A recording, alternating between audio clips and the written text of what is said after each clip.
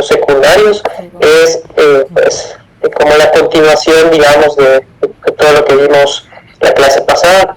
Nada más para ponernos un poco en contexto y recordarlo, pues la clasificación del glaucoma infantil según Childhood Glaucoma Research Network, que es la clasificación que más actualmente se usa y que es la que está como más frecuentemente en los artículos, pues es esta, que se divide en 3 grandes grupos: los primarios, donde está incluido el congénito primario, que es toda la clase pasada básicamente, el juvenil ya en la abierta, y luego están los secundarios y los que clasifican como sospecha de glaucoma. La clase de hoy vamos a abordarla en cuanto a los secundarios.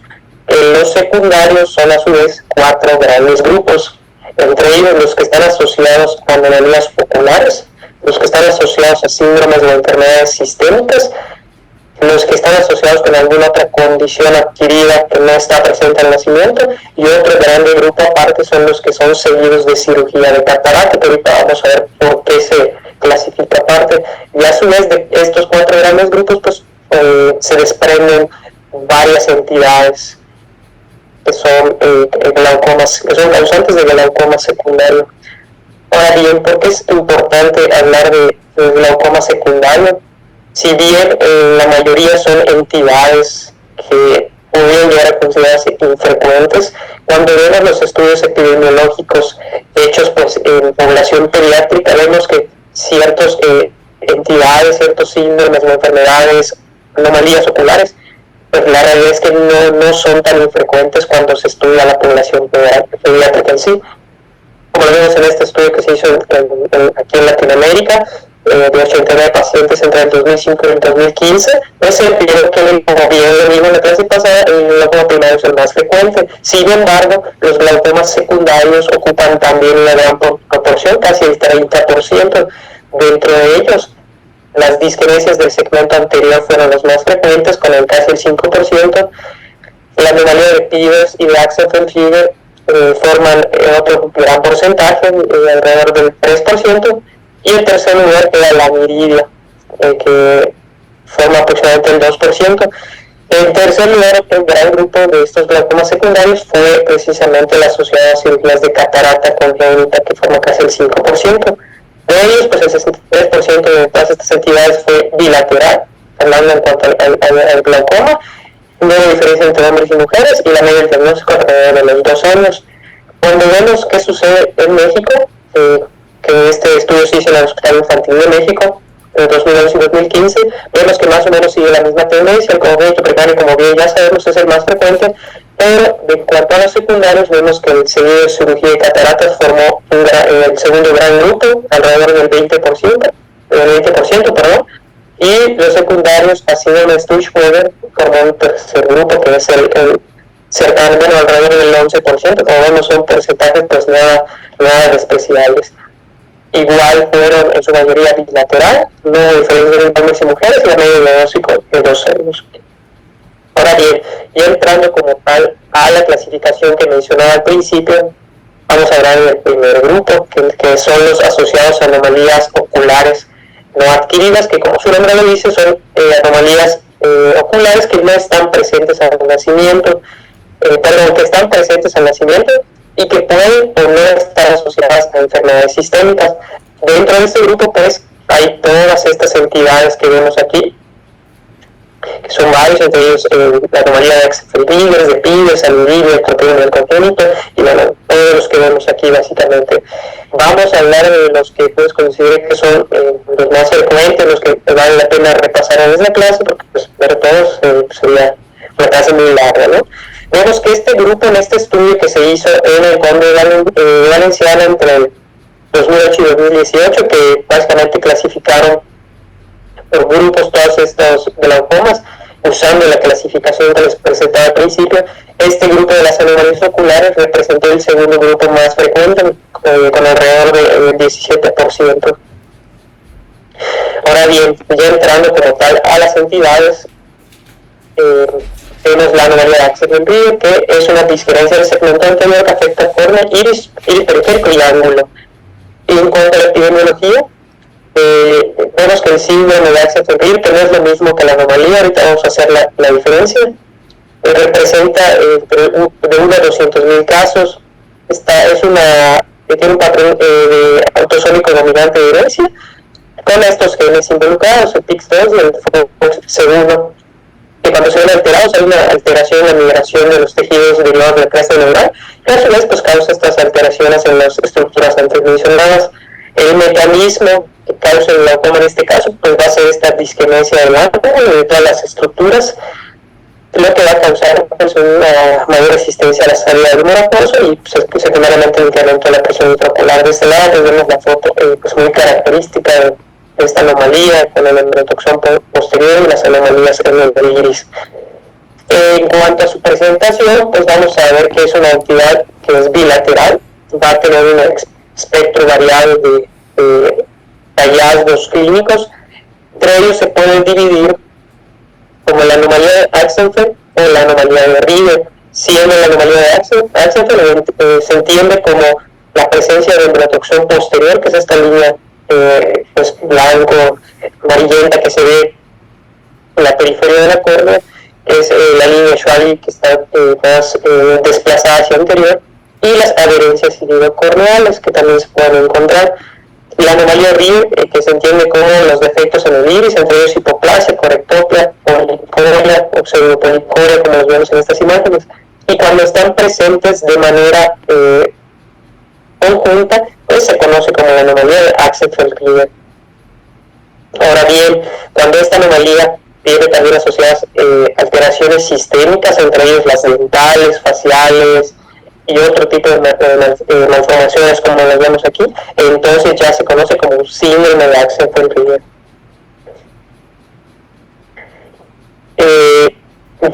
Ahora bien, en cuanto al glaucoma, que es lo que estamos abordando en esta clase, es una entidad importante porque cuando hay presente esta anomalía, hasta el 50% de los pacientes pueden presentar el glaucoma. Está relacionado pues, con esta disgenesia del ángulo, que pues igual se ve que la inserción del iris más alta, más riesgo de desarrollar glaucoma. Muy común durante la adolescencia, es más común que se presente durante la adolescencia, pero cuando lo vemos en inicios más tempranos, pues podemos encontrar todas estas alteraciones, además que comentamos en la clase pasada, como el incremento del tamaño de la córnea, las estrellas de Pap, el agrandamiento del globo ocular.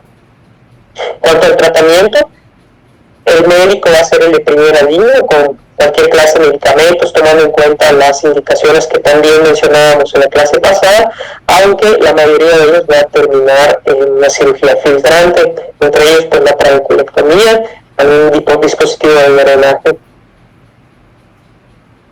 Ahora bien, pasando a la anomalía de Peters, vemos que en este estudio que les comentaba en la diapositiva pasada, específico en el hospital infantil, los que entre todas las etiologías que se encontraron, se encontró un síndrome de Peters, que también, como vimos hace rato, viene el síndrome de Peters, que es la anomalía de Peters, ahorita vamos a verlo.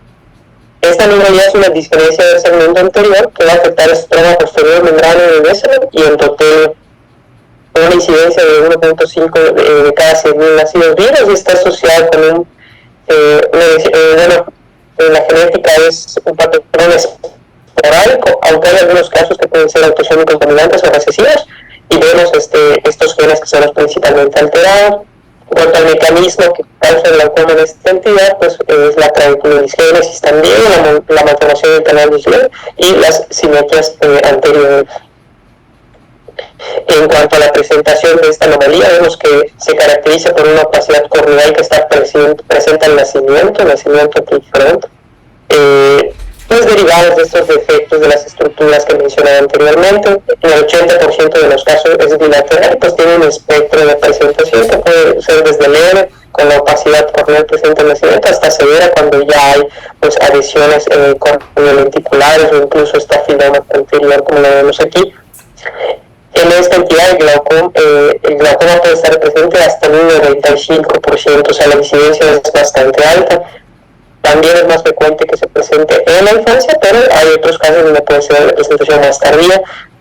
Entre otras hallazgos que podemos encontrar, pues está la esclerocornia, la microftalmia, el endotoxón posterior también, la persistencia de la vasculatura fetal, y pues también está muy asociado a la catarata, muy comúnmente pues bilateral.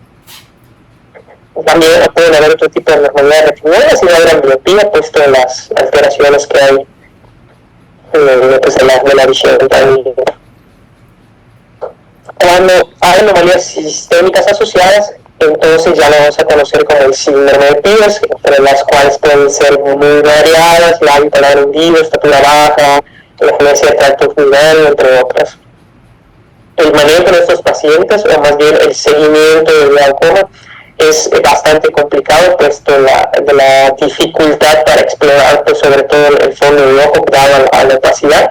Entonces el manejo muchas veces se da pues dando un seguimiento al diámetro corneal, a la longitud axial, haciéndole ultrasonidos pues de manera serial para poder evaluar esta prevención de un glaucoma. El tratamiento, pues muchos van a necesitar UPP por debido a estas opacidades que tienen nacimiento, es bastante densa, y el manejo de la presión pues es muy difícil. Muchos cirugías van a necesitar cirugía para controlarla, entre ellos la trabeculotomía, si hay un ángulo abierto que le permita al menos de 120 grados, o pues en otro caso la cirugía filtrante, que es incluso la elección pues ya en casos de grados severos. La aniridia, que es una anomalía congénita con grados variables de hipoplasia del iris. En este estudio también vemos que se encontraron 3 casos de aniridia como enfermedades sistémicas asociadas al glaucoma, más bien anomalías oculares asociadas al glaucoma. La incidencia es de 1 a 64,000 hasta 1 a 100,000.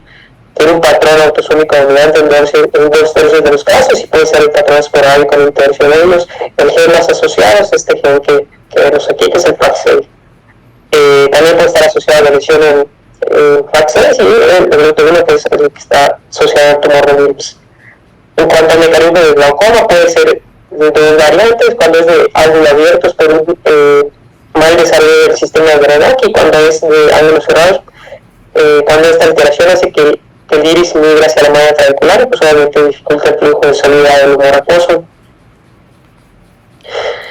En cuanto a su presentación, a pesar de que se conoce como aniridia, muchas veces el iris no está totalmente ausente, está parcialmente ausente, o es tan hipoplásico que incluso no se logra ver. A veces incluso se logra nada más ver con una gonioscopía. También puede estar asociado a hipoplasia de la fobia y el nervio óptico, y a queratopatías. También está muy frecuentemente asociado a catarata. Puede estar igual asociado al síndrome de Down, que es el tumor de Wilms, aniridia, alteraciones genitourinarias, y el retraso mental.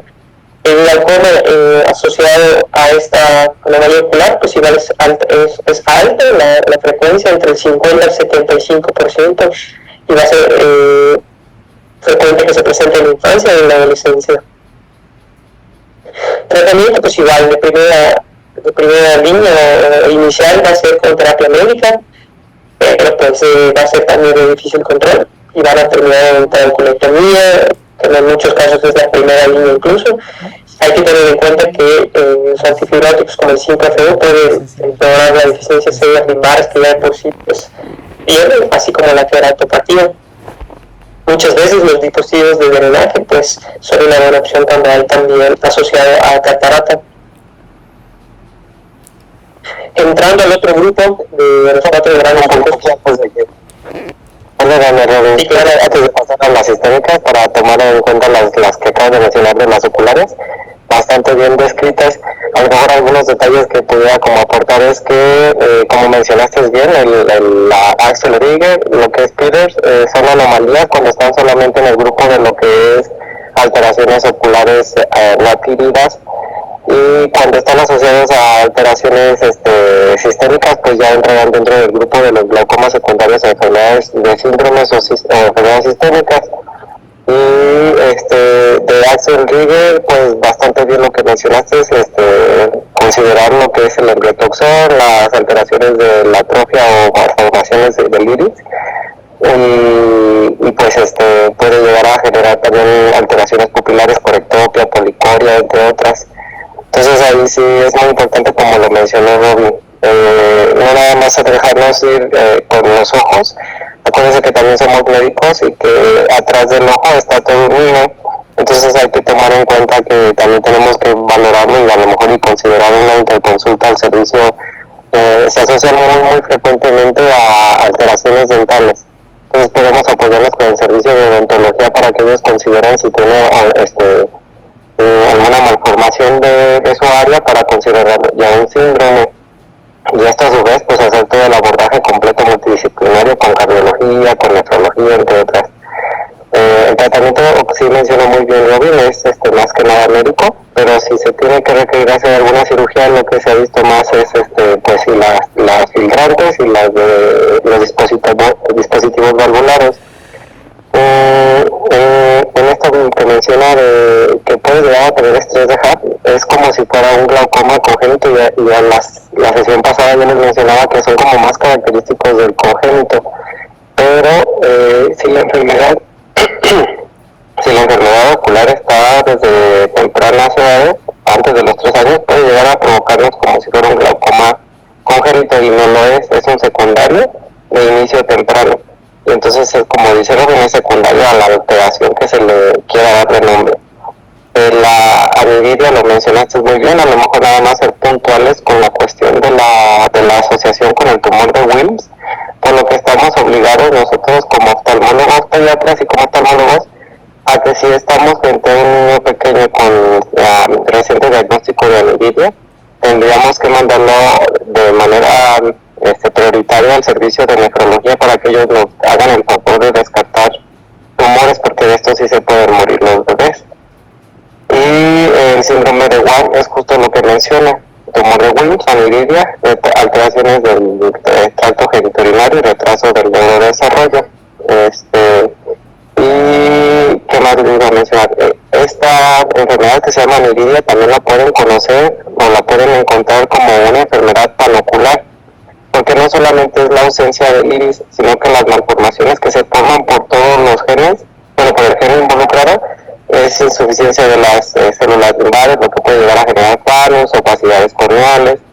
Frecuentemente se asocian con nistagmo. Estas son secundarias a la fobia, que hacen hipoplasias fobiales. Pueden tener alteraciones del cristalino, como son cataratas subcapsulares posteriores, y en el iris pues generan este remanente que bien mencionó Robin, como es el mecanismo que provoca el glaucoma. Entonces no solamente es la ausencia del parcial del iris, sino que también es todo un conjunto de situaciones en la aniridia. Y si no me equivoco, falta uno. Y Peters, lo que mencionaste está muy bien. Ahí vamos a lo mejor agregarle que Peters puede ser tipo 1 y tipo 2, lo podemos encontrar de esa manera, y para que se les quede tipo 1 es que está pegado todo, o sea, el cristalino está unido a lo que es el endotelio de la córnea central, entonces tienes una masa completa del cristalino hacia la córnea. El tipo 2 son dos estructuras distintas, o sea, el cristalino sí se alcanza a separar, puede estar en su lugar, pero provoca una alteración en el endotelio central de la córnea, y por eso son muy características estas opacidades centrales desde el nacimiento, y sí son de un manejo muy difícil debido a que pues tienes que tratar la córnea, pero para hacer un trasplante tienes que tener controlada la presión, entonces es un juego de estar manejando las dos cosas. Y ahorita me acordé de la aniridia igual, si quieren poner un tubo, o sea un dispositivo valvulado, tienen que ponerlo de manera oblicua para que el tubo se como recueste en el remanente que quedó del iris. Y si tienen un sector que tiene más remanente de iris, ahí es donde tienen que colocar el tubo, ya sea que lo pongan nasal o temporal, pero lo ideal es que quede sobre el iris, no sobre el cristalino, porque puede llegar a provocar una catarata secundaria.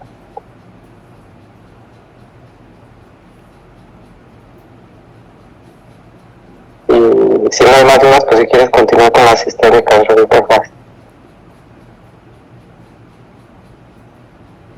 Sí, correcto, gracias Dani. Entonces, bien, continuando con el segundo gran grupo, pues son estas glaucomas asociados a síndromes o enfermedades sistémicas adquiridas, es decir, que están presentes al nacimiento y que pueden, pues, a su vez, estar asociados con manifestaciones oculares. Entre ellas, pues vemos básicamente estos variedad de entidades que pueden estar asociadas a estos glaucomas secundarios. En esta gráfica que he venido presentando en la presentación, vemos que este grupo pues, formó un 7% de todos los glaucomas en la infancia.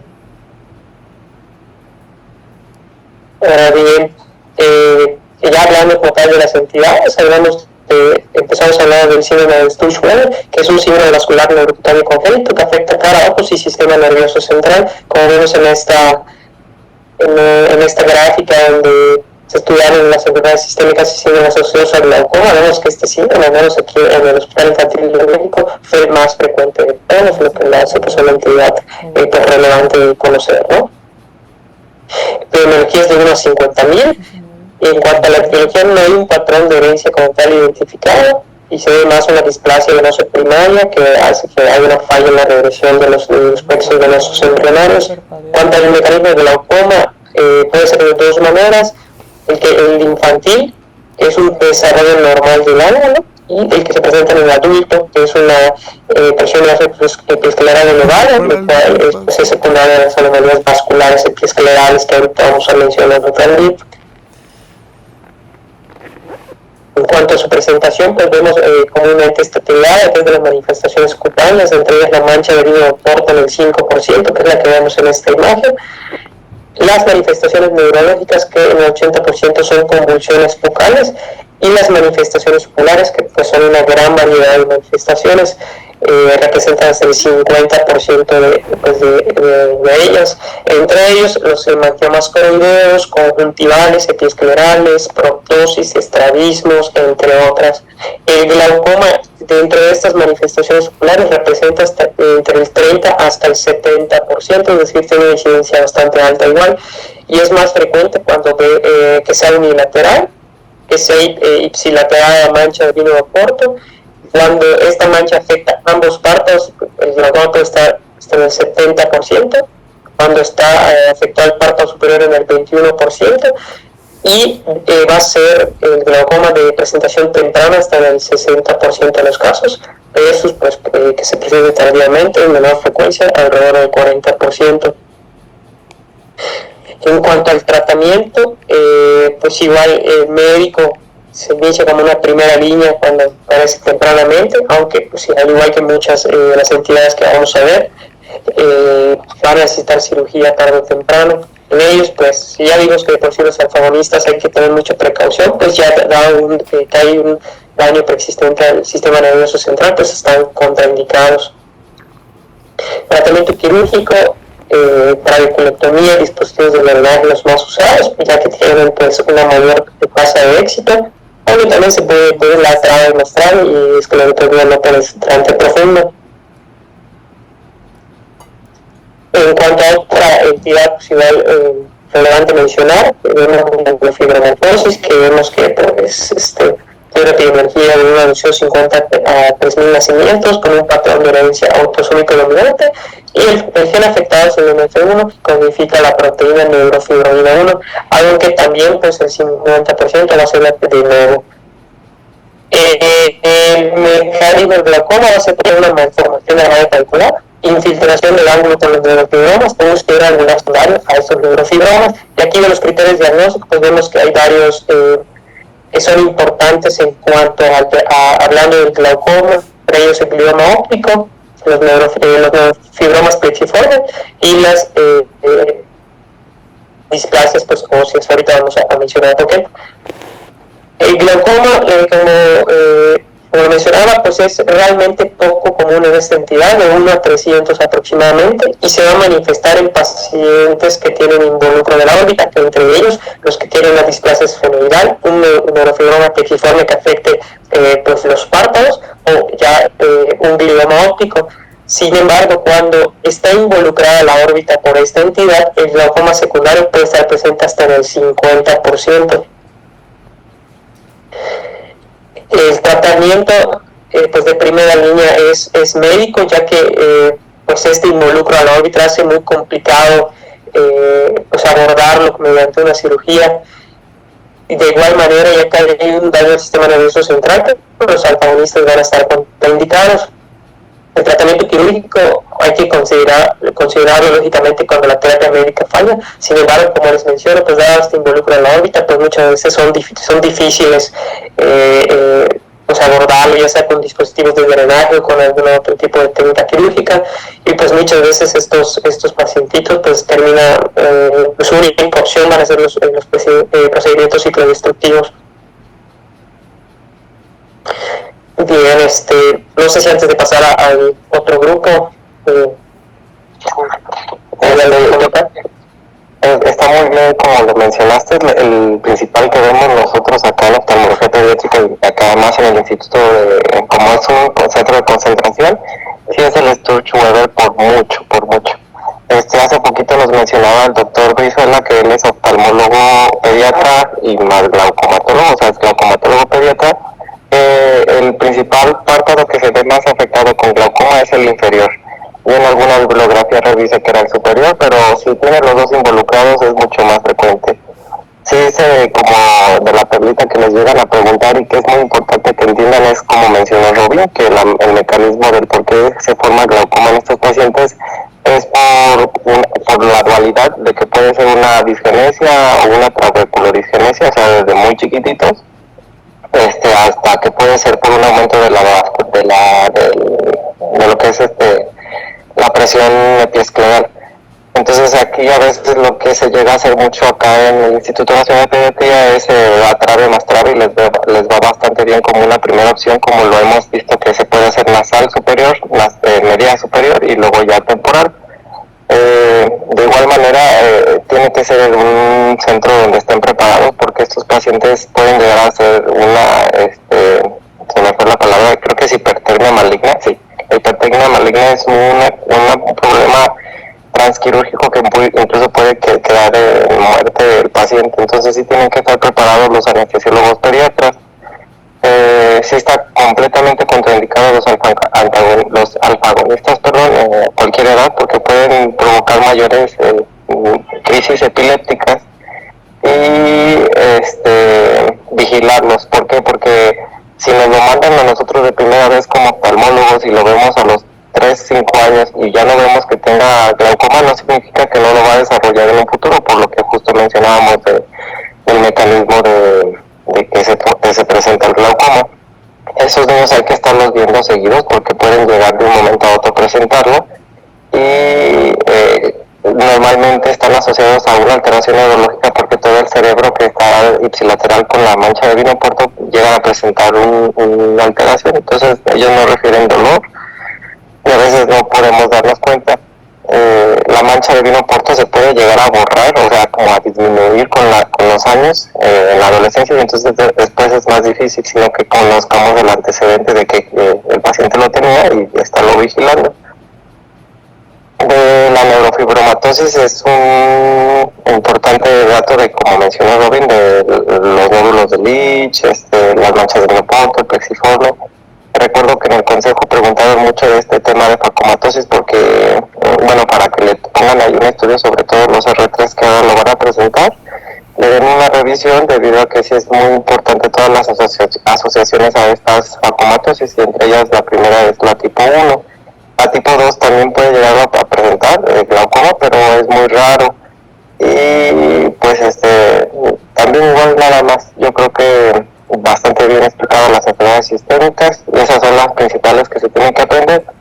Ya un poquito al final les paso una lista de todos los síndromes y de todas las enfermedades sistémicas que pueden llegar a estar asociadas. Hay uno muy curioso que se llama el de Rubin-Tyson, que es el síndrome del pulgar gordo, y lo único que tienen es glaucoma y un pulgar así ancho. Entonces, pues sí tienen que, como les digo, o sea, salir más allá de la visión del globo ocular y estar viendo todo lo que son las enfermedades que pueden estar asociadas. Es el Rubinstein-Taybi. Y entonces, pues bastante bien. Yo creo que con esos que nos quedamos de enfermedades sistémicas son bastante buenos.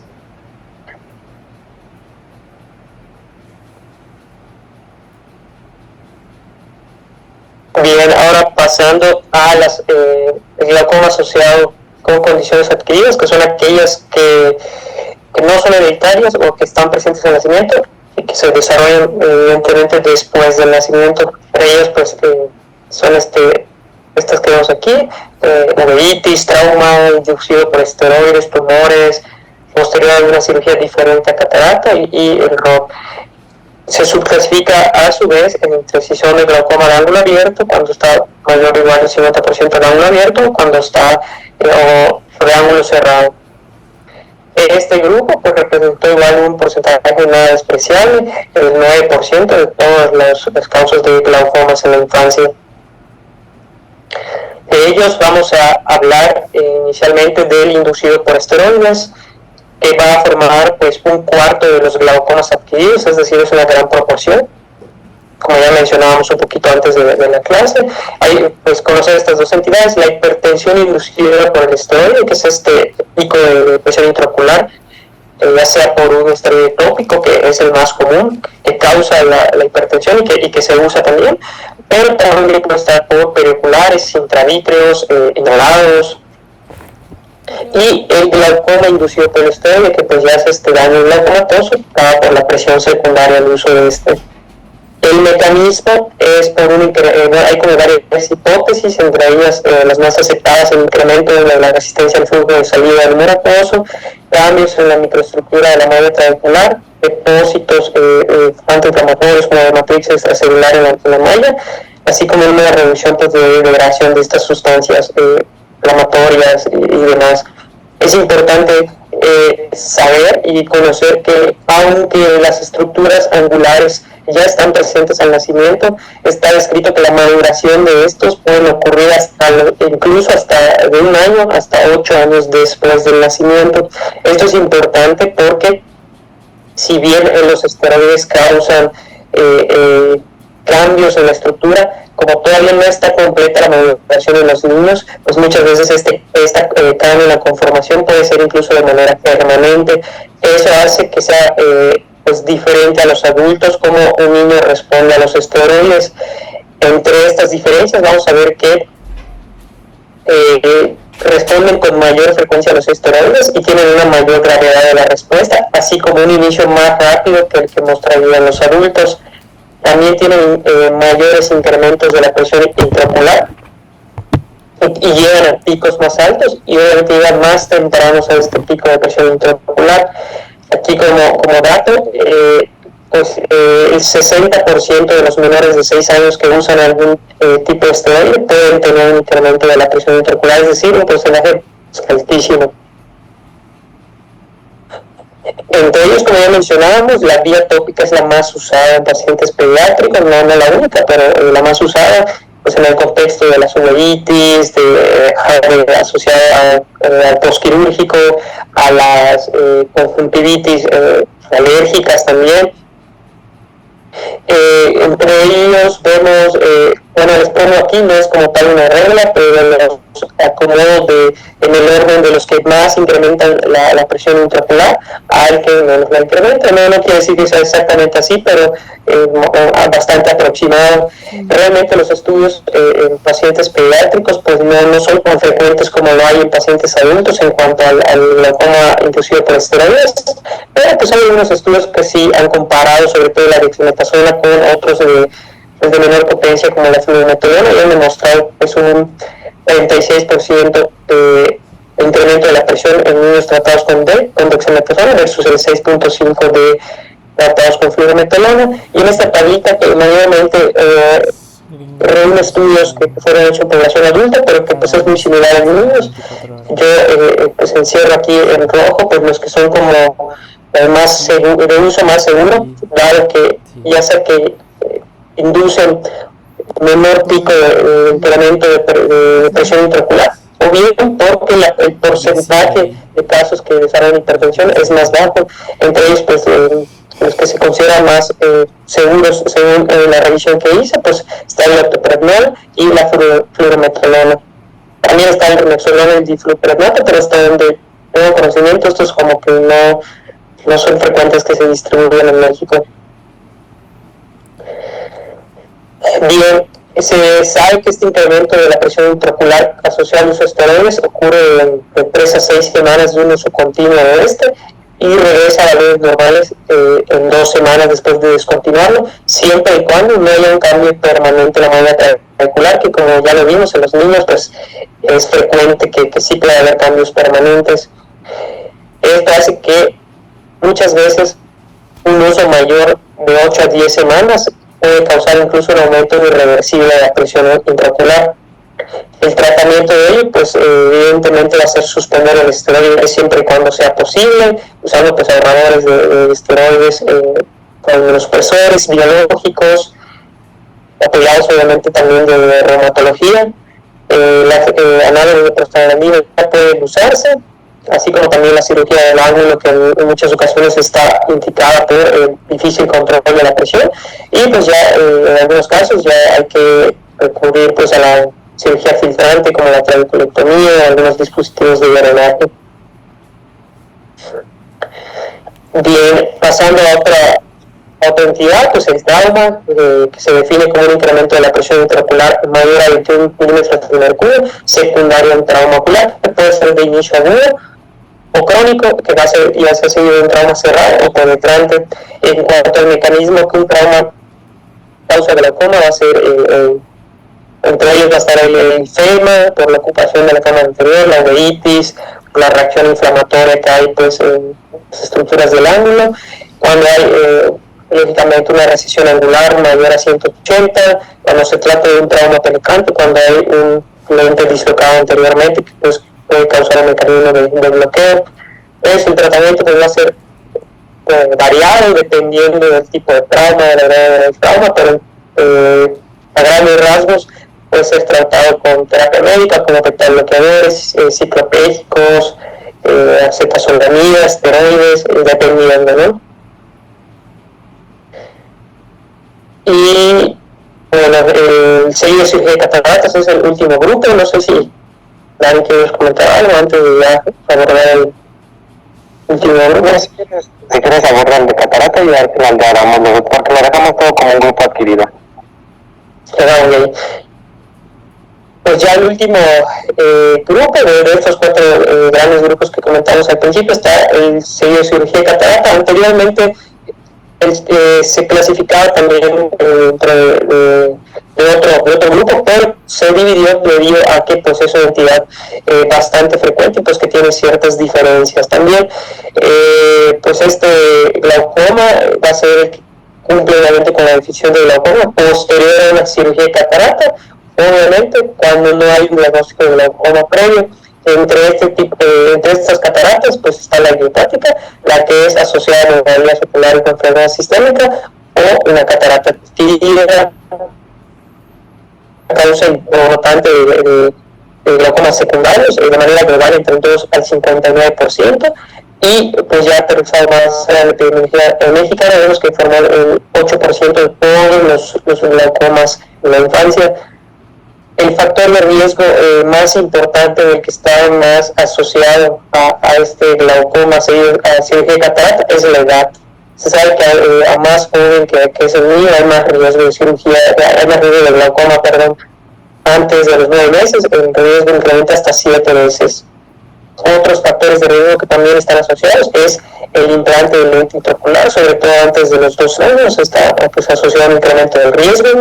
El hecho de que en la cirugía de niños frecuentemente se hace una capsulorhexis posterior, cuando está también asociada a una cirugía ocular adicional, ya sea al mismo tiempo a la catarata o posterior a ella, cuando hay alguna anomalía ocular o sistémica asociada, como lo comentábamos previamente, la microcornia, micropalmos, vasculatura persistente incrementan el riesgo de glaucoma, y pues también los antecedentes familiares como la catarata congénita, que pues ya es glaucoma congénito. Se subclasifica a su vez en el ángulo abierto y ángulo cerrado, siendo el ángulo abierto pues el más frecuente hasta el 90% de los casos. El mecanismo de cuando se da por ángulo abierto va a ser una disfunción de la malla trabecular con una respuesta inflamatoria, bien de la interacción de las células epiteliales del cristalino, de las proteínas cristalinianas que afectan por las estructuras angulares, y cuando es de ángulo cerrado, que es mucho menos frecuente, va a ser por una respuesta inflamatoria que puede llevar a sinequias o pues por un mecanismo de bloqueo pupilar también. En cuanto a la presentación, pues va a variar mucho entre el tiempo de la cirugía y el diagnóstico del glaucoma. Si bien tiene que ser posterior a la cirugía de catarata, no significa que tiene que ser inmediato, puede ser el tiempo de presentación desde 1.5 hasta 19 años posteriores, es decir, es muy variado. Pues el sintomático, que es más frecuentemente cuando hay un cierre angular, pues son los más sencillos de detectar, dado lo característico del cuadro, pero los de ángulo abierto pues, son más difíciles de diagnosticar y van a depender mucho del monitoreo postoperatorio. Por ello, estos pacientes que son sometidos a cirugía de catarata no se pueden manejar procedimientos tan espaciados como a lo mejor podría ser en un adulto. Hay que tener un monitoreo más estrecho. Se sugiere pues, el seguimiento de la primera semana, el primer mes, y posteriormente no abandonarlos, sino seguirlos dependiendo si son de alto riesgo o de bajo riesgo, siendo los de alto riesgo seguirlos aproximadamente 2 o 4 meses y los de bajo riesgo un poquito más espaciados entre 6 y 12 meses. Pero hay que darles un seguimiento pues básicamente amplio. El tratamiento pues es variable dependiendo de todo el espectro de presentación, entre ellos el tratamiento médico con las opciones que ya conocemos pueden ser los de primera línea. Los alfa-adrenérgicos, como ya hemos venido diciendo, pues no se usan de primera línea para los efectos adversos, pero el tratamiento crítico va a estar indicado si no se controla rápido, lo que sucede hasta en el 60% de los casos. Muchos de ellos van a tener trabeculotomía, dispositivos de drenaje. Como manera de resumen, en cuanto al tratamiento de los glaucomas infantiles en general, es importante mencionar que hasta el 56% van a requerir más de un fármaco para el control de la presión intraocular y el 80% requieren al menos una intervención quirúrgica. Para ellos la trabeculotomía es la más frecuente, seguido de la válvula de Met, pero vemos que también un porcentaje pues bastante importante van a tener cirugías combinadas como la trae más gonio o la trae más implantes de dispositivos valvulados. Como mis conclusiones, pues hay que tener en cuenta que las enfermedades sistémicas, así como las musculares, tienen alta incidencia en glaucomas secundarios. Es importante pues investigar y darle seguimiento a ello. El diagnóstico va a depender del monitoreo y es importante clasificarlos de manera correcta para tratarlos también de manera correcta.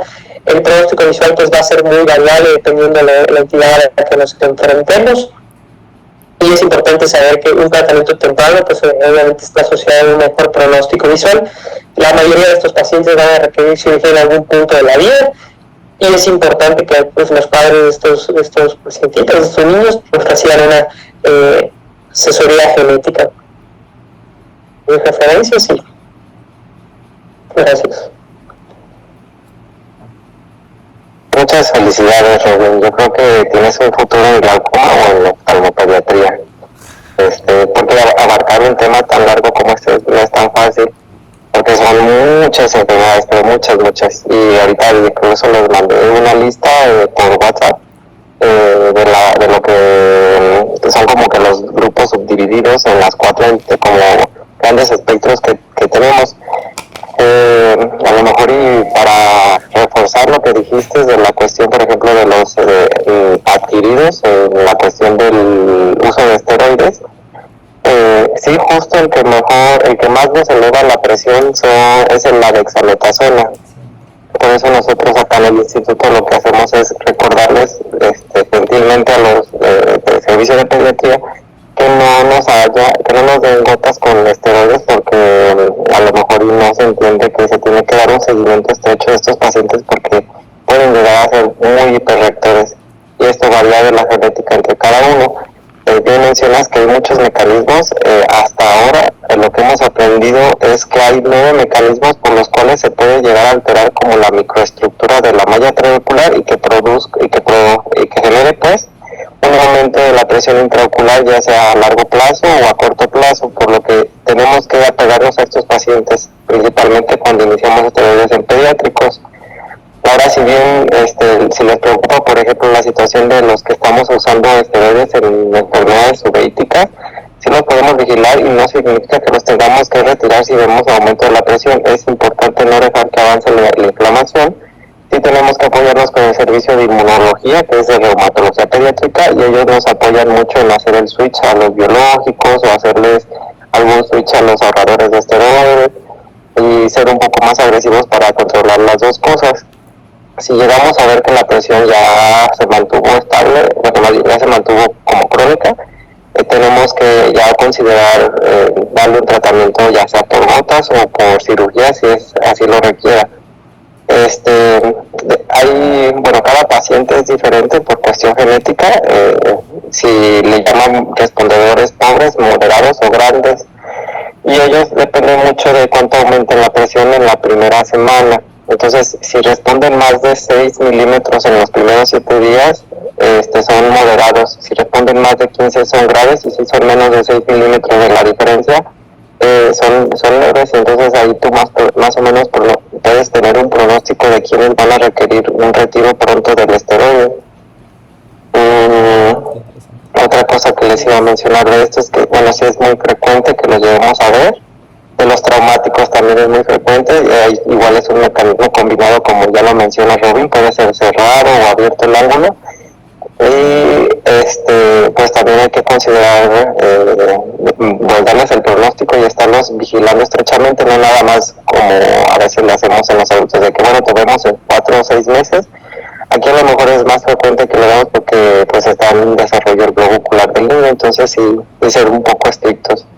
De la cirugía de cataratas, sí, como lo mencionábamos al inicio con Dan, sí es de estarlos vigilando estrechamente, a lo mejor estarles poniendo lo que son los esteroides y considerar, pues ver que no se aumente la presión intraocular.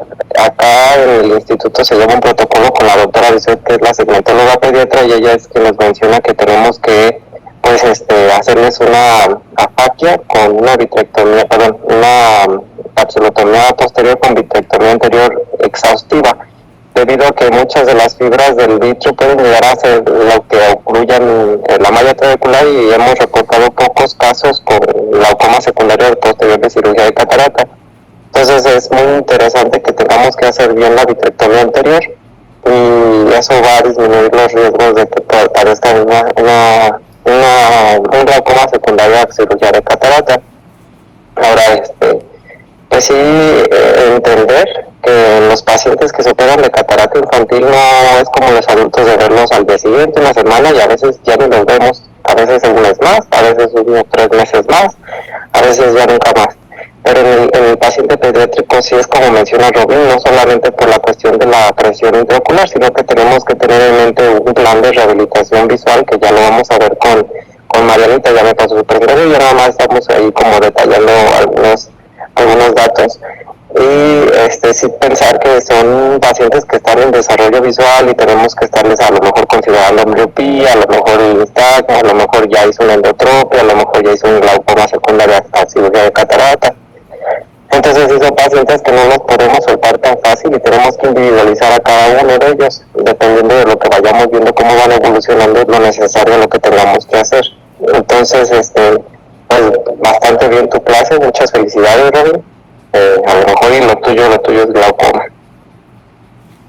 Gracias, no sé si tenemos duda.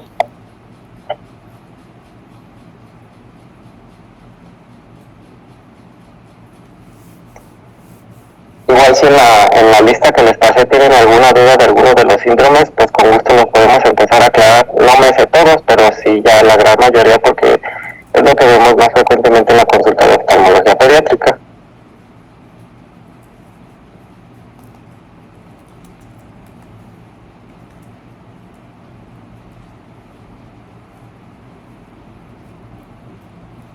¿Te gustaría ser pediamor? No, jamás.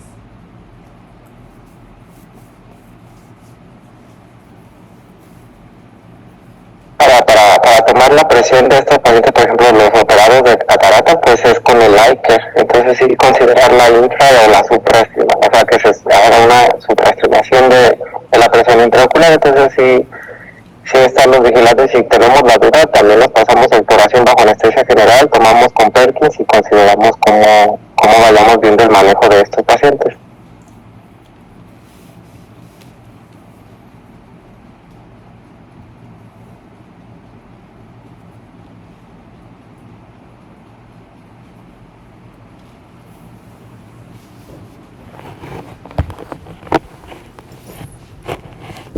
Ya me respondió la doctora Anita, me dijo que con gusto nos puede dar la sesión de tumores orbitarios.